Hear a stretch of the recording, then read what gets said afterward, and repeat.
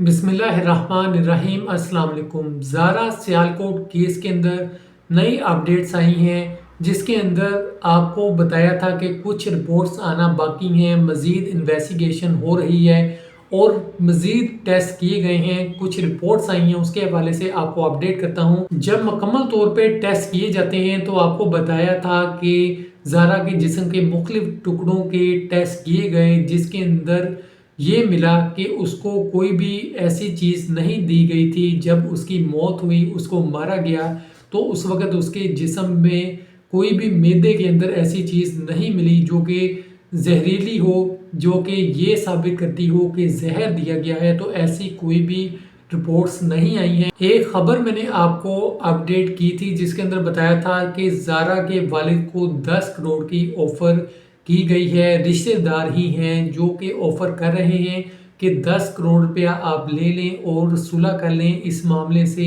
पीछे हट जाएं।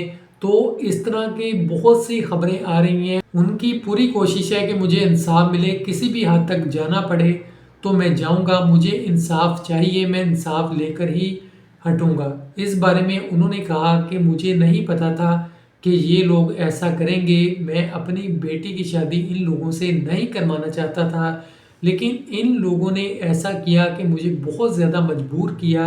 और ये लोग रिश्तेदार ही हैं, लेकिन इतना ज़्यादा मजबूर करने के बाद मैं इनकी बातों में आ गया था। दूसरी तरफ कदीर ने भी यही बात की थी कि मुझे नहीं मालूम कि मेरी माँ ने और मेरी बहन ने ये सब क्यों किया है। एक बार कदीर अपने ससुराल वालों के घर मौजूद था, उसने चाबी पकड़ी और उसने कहा कि मैं जा रहा हूँ अपनी माँ से मिलने और मैं उनसे पूछूंगा कि आप लोगों ने ऐसा क्यों किया है, आखिर क्या वजह थी कि आपने ये काम किया, आखिर कौन सी ऐसी वजह थी जो आप लोगों ने मुझे नहीं बताई।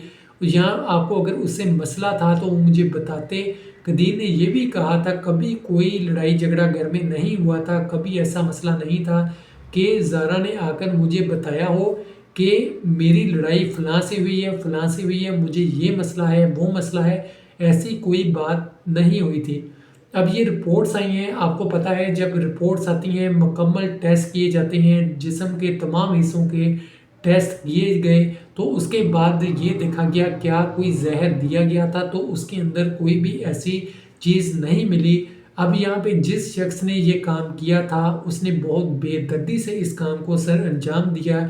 और अब जब 10 करोड़ की ऑफर्स आ रही हैं कि आप 10 करोड़ ले लें, उसके बाद सास और बेटी को छोड़ दें, उसके अंदर उस शख्स का नहीं जिक्र जिसने ये सारा काम किया था। लोगों ने ये भी सवाल उठाए कि वो शख्स कैसे इनकी बातों में आ गया, इन माँ बेटी की बातों में, कि वो तैयार हो गया कि पैसे लेकर उसने इतना बड़ा काम सर अंजाम देने का वादा कर लिया। तो ये भी बताया जा रहा है उसको लालच दिया गया था कि तुम्हें इटली भेज दिया जाएगा, तुम पे जितना भी पैसा लगेगा वो हम लगाएंगे, तुम जब ये काम कर लोगे किसी को नहीं पता चलेगा किसने किया है। जब तुम यहाँ नहीं रहोगे तो किसको पता चलेगा कि ये काम हुआ है, तो तुम यहाँ से चले जाओगे, किसी को कुछ नहीं इल्म होगा। हम जितने भी जिस्म के हिस्से हैं उनको बैग में डाल के फेंक देंगे, तो कैसे पता चलेगा। ये सारी इनकी प्लानिंग थी। उस शख्स को इन्होंने काबू में किया और उससे ये सारा काम करवाया। अब उस शख्स का कोई जिक्र नहीं है, बल्कि माँ बेटी का जिक्र हो रहा है कि इनको 10 करोड़ के बदले के अंदर छोड़ दिया जाए। इस तरह की बातें सामने आ रही हैं। ये सब रिश्तेदार ही हैं कदीर के जो ये सब कर रहे हैं। कदीर को अब यहाँ पे ये पता चलता है कि कुछ इल्म नहीं था। उसके इंटरव्यूज़ भी आपने देखे होंगे, जिसके अंदर उसने यही कहा है कि मुझे कुछ इल्म नहीं है। जैसा कि मैंने आपको दो बातें यहाँ पे बताई हैं। एक तो बात ये कि कदीर अपने ससुराल के अंदर मौजूद था और वहाँ पे वो कहता है कि मुझे गाड़ी की चाबी दें, मैं अपनी वालदा से मिलने जा रहा हूँ, उनसे पूछना चाहता हूँ कि आपने ऐसा क्यों किया। यानी कि कदीर को नहीं पता था। और जैसा कि उसके इंटरव्यू में भी एक में उसने बताया है कि मेरे अंदर भी अंधेरा है, बाहर भी अंधेरा है, मेरे पास कुछ कहने को नहीं है, कुछ समझ में नहीं आ रहा। अब नंबर 2 बात और नंबर 3 पे आती है कि उसने कदीर ने कहा कि अगर मुझे पहले पता होता कि मेरी बीवी के साथ ये लोग ऐसा करेंगे तो मैं उसको यहाँ पे आने ही ना देता।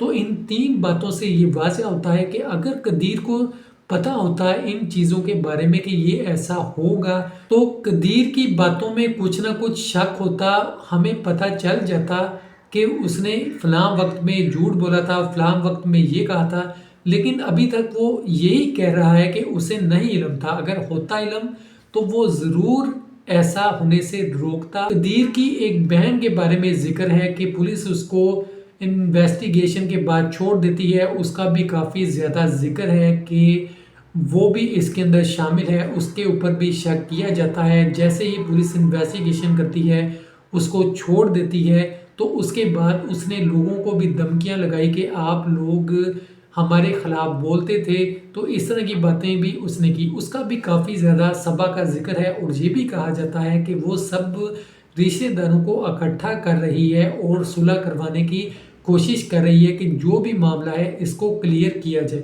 अब यहाँ पे देखा जाए, अगर ये केस ख़त्म होता है, फ़र्ज़ करें 10 करोड़ रुपया दे दिया जाता है और ज़ारा के वालिद ले भी लेते हैं, एक मिसाल दे रहा हूँ, अगर फ़र्ज़ करें वो ले भी लेते हैं, लेकिन उसके बाद सरकार ने भी केस किया हुआ है, उसके मुताबिक इतनी जल्दी ये केस ख़त्म नहीं होगा। अगर फ़र्ज़ करें यहाँ पे हमने किया कि 10 करोड़ ले भी लिया जाता है, तो ये केस इतनी आसानी से ख़त्म नहीं होगा।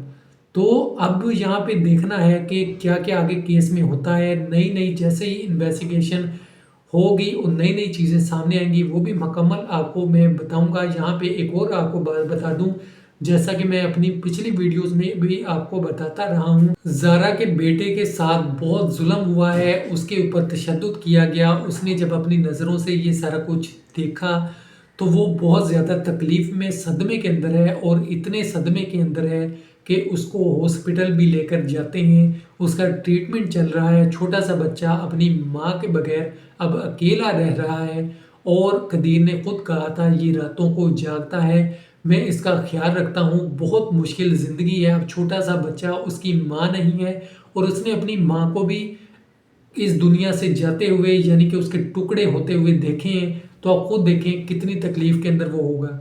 तो अल्लाह पाक हम सब की हिफाज़त फरमाए, आमीन। खुदा हाफिज़।